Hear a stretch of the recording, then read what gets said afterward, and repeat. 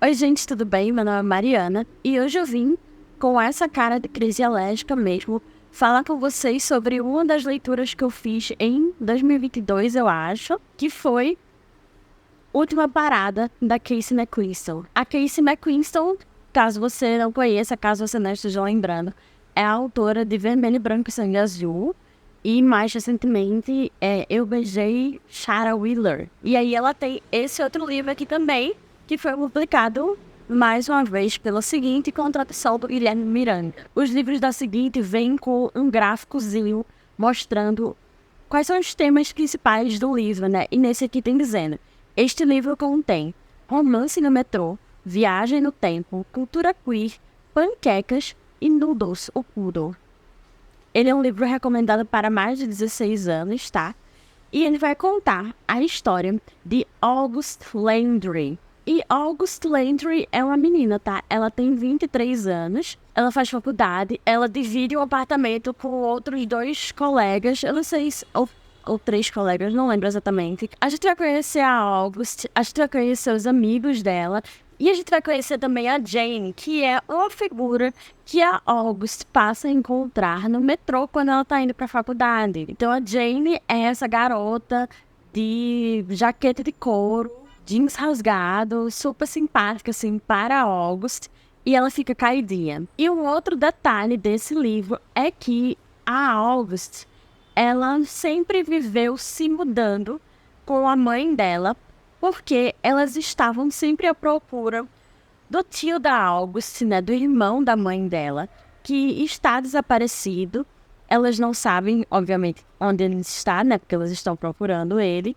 E elas sempre estão em busca de pistas novas, mas nunca encontram nada. Só que essa vida dela, essa parte da vida dela já passou, tá? Ela não está mais com a mãe, né? Ela mora agora com esses três amigos em Nova York. Então ela não quer saber mais de ficar mudando, pulando de uma cidade a outra, procurando alguém desconhecido e que muito provavelmente não quer ser encontrado. Então é nesse contexto que a gente vai, né, saber da vida da August, a gente vai conhecer a Jane, a gente vai entender por que ela está no metrô, ela sempre encontra a August no metrô, não importa em que horário do dia a August chega no metrô, a Jane está lá. Eu acho que eu posso contar, né, porque tá aqui na sinopse. Na verdade, eu acho que a sinopse fala demais, né, mas tá aqui na sinopse, então eu vou falar.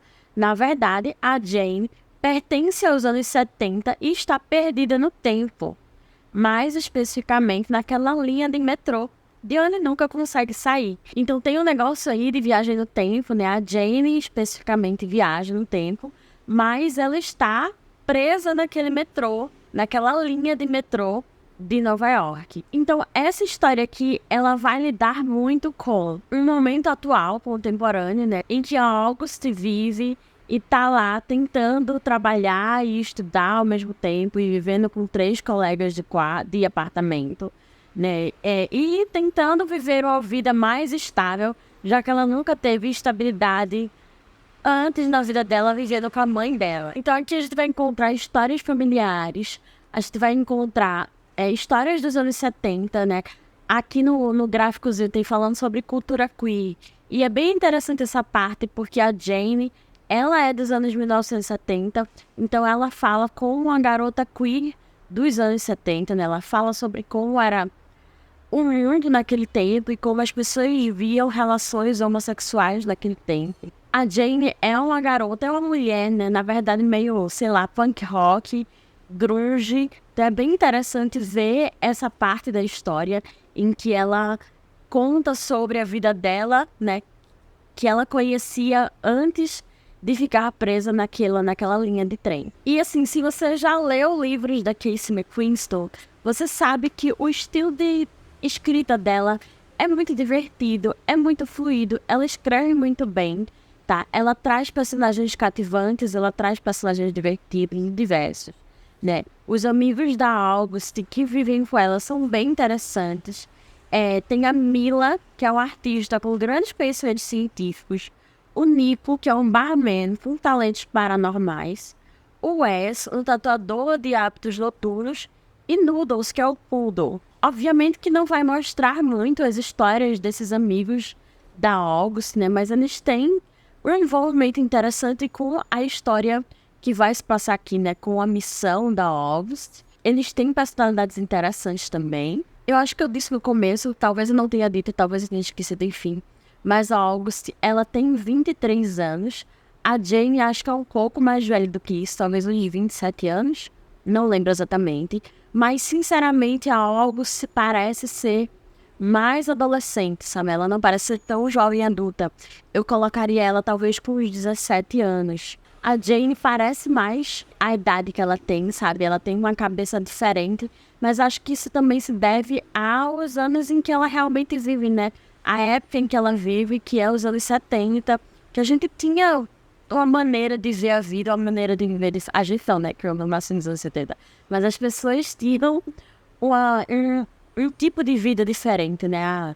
O ritmo era diferente. Então dá para notar meio que essa diferença de maturidade entre as duas, apesar de que a gente sabe bem pouco, né, da vida da Jane, porque ela só vai contar coisas muito específicas relacionadas à música, aos relacionamentos dela, tá? Então não é uma visão tão ampla da vida dela nos anos 70. É um recorte bem pequeno, mas que meio que casa, né, com, vamos dizer, a visão que a August tem dela. E assim, de início eu gostei bastante desse livro, tá? Eu me diverti enquanto eu lia ele. Eu gostei da dinâmica entre os personagens. Eu gostei desse diferencial que a Casey McQuiston colocou aqui, de ser uma viagem no tempo que a pessoa não viaja exatamente, né? Porque ela tá presa em um local específico, então ela também não tem muitas memórias, assim, da vida dela. Obviamente também é uma história que, assim, ela é fechada nesses personagens, sabe? Ela é muito fechada na August e na Jane. E aí tem os personagens secundários que aparecem que meio que ajudam as duas a construir, entre aspas, bem entre aspas aqui, o relacionamento delas, né? Porque elas vão falar sobre esses personagens secundários. Elas vão criar um ritmo próprio delas. E apesar de ter gostado bastante desse ritmo próprio delas, como eu estava dizendo, alguma coisa que eu não sabia identificar o que era, me incomodava. Talvez o fato de que as duas personagens sempre se encontravam no mesmo lugar e sempre falavam sobre as mesmas coisas. E sempre estavam ali, meio que naquele mesmo ponto, orbitando o mesmo espaço, orbitando as mesmas pessoas. E aí eu li esse livro por causa do Caminho Bookverso, que a Tamires do Resenhando Sonhos fez lá em 2022. E a gente teve um bate-papo sobre o livro, a Tamires contou as impressões dela e tal. E aí, quando ela terminou o livro, ela falou sobre um aspecto que eu falei, nossa, é isso que tá me incomodando. Aquela sensação que eu tava tendo de que elas orbitam o mesmo espaço, orbitam as mesmas pessoas, os mesmos assuntos, é justamente isso. Elas estão muito presas e centralizadas em uma parte muito específica da vida das duas, tá? Então, assim, obviamente que isso é só um recorte, né? O livro só conta um recorte da vida das duas.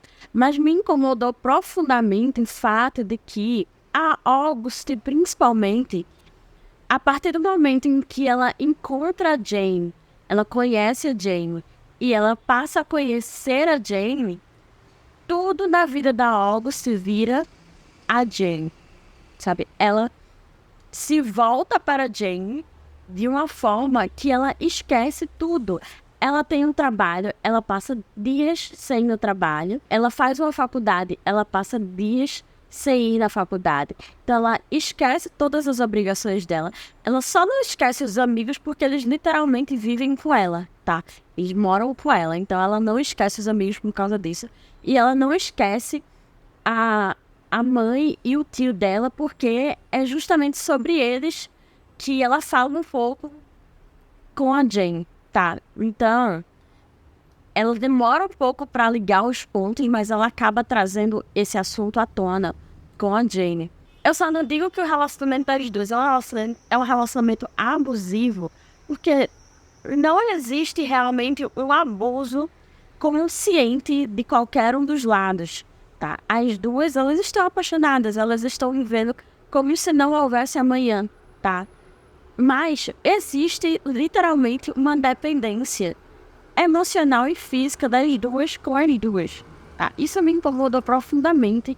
Foi a Tamires que apontou isso pra mim, né? E eu só tava com um incômodo inicial. Eu não sabia nomear exatamente porque eu estava incomodada.